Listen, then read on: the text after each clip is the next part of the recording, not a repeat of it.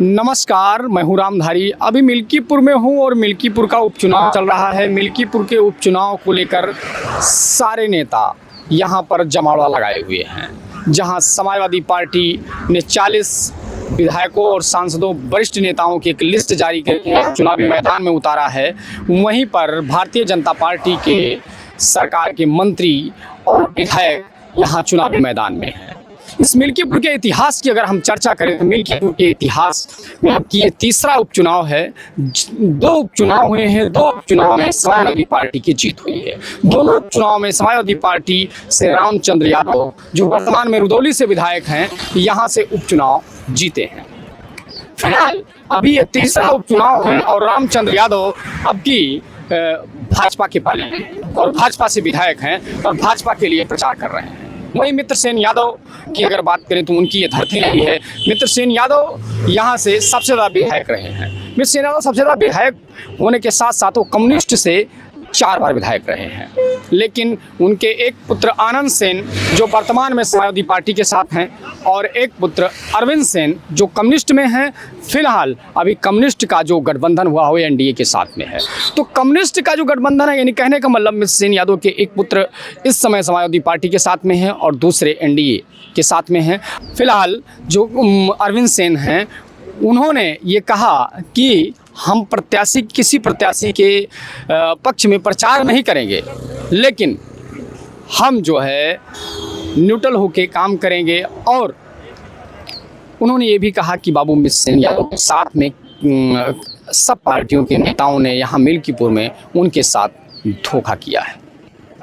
फिलहाल यहाँ पर जहाँ मुख्यमंत्री योगी आदित्यनाथ की दांव पे लगी है, वहीं समाजवादी पार्टी के राष्ट्रीय अध्यक्ष अखिलेश यादव भी पूरी ताकत लगाए हुए हैं। दोनों पार्टियां आमने सामने हैं और दोनों पार्टियों की साख यहाँ पर दांव पे लगी है। एक की यहाँ से सीट थी समाजवादी पार्टी की, उसको हारते हैं तो उनकी साख दांव पे लगी है। वहीं पर लोकसभा चुनाव में अयोध्या हारने के बाद भारतीय जनता पार्टी हार का बदला लेना चाहती है। भारतीय जनता पार्टी चाहती है कि इस सीट को हम जीतें और किसी भी तरीके से ये सीट उसके लिए अहम हो जाती है, इसलिए क्योंकि एक मैसेज जाएगा कि हम अयोध्या जीते हैं। चूँकि राम मंदिर बनने के बाद अगर ये सीट हारी है भारतीय जनता पार्टी, तो ये चारों तरफ ये हो गया था कि भाई राम मंदिर को लेके जो मुद्दा बनाया गया था उसको के ही भारतीय जनता पार्टी अपने ही गढ़ में हार गई है। इस बात का बदला लेने के लिए भारतीय जनता पार्टी पूरी ताकत के साथ और जातीय समीकरण सेट करने में लगातार लगी हुई है। हालांकि समाजवादी पार्टी का आरोप है कि भारतीय जनता पार्टी प्रशासन के बल पे चुनाव लड़ रही है। प्रशासन यहाँ पे पूरी ताकत से लगा हुआ है। प्रशासन उनके लोगों के ऊपर मुकदमा कर रहा है। लेकिन जातीय समीकरण की अगर हम बात करें तो पासी बनाम पासी है। हालांकि ये पहली बार नहीं हुआ, कई बार ऐसा चुनाव यहाँ पे हुआ है। चूँकि ये जो है एससी सीट है, इस वजह से यहाँ पे एससी लोग ही चुनाव लड़ते हैं।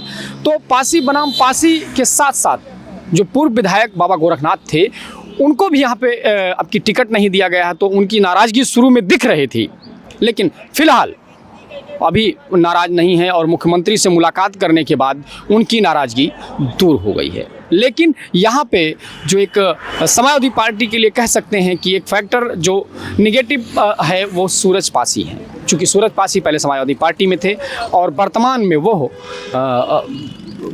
आज़ाद समाज पार्टी से चुनाव लड़ रहे हैं। आज़ाद समाज पार्टी के प्रत्याशी के तौर पर वो चुनाव लड़ रहे हैं और इस चुनाव में उनकी भी अहम भूमिका मानी जाएगी, क्योंकि जो चुनाव वोट का डाइवर्जन होगा वो कितना कर पाते हैं और कितना अपने पाले में ला पाते हैं, उसके हिसाब से वो समाजवादी पार्टी को, चूँकि गुस्से में चुनाव लड़े हैं, तो समाजवादी पार्टी को कितना दंड कर पाते हैं, एससी वोट कितना यहाँ पे ला पाते हैं। चूँकि एससी वोट कहा जाता है यहाँ पे लगभग 70,000 केवल दलित मतदाता है, जिसमें पासी 50,000 है। कुल मिला के 1,20,000 जो एससी मतदाता टोटल हैं। लेकिन जो 70,000 मतदाता हैं वो उनमें कितना रिझाने में कामयाब होंगे, ये अपने आप में देखने वाली बात होगी।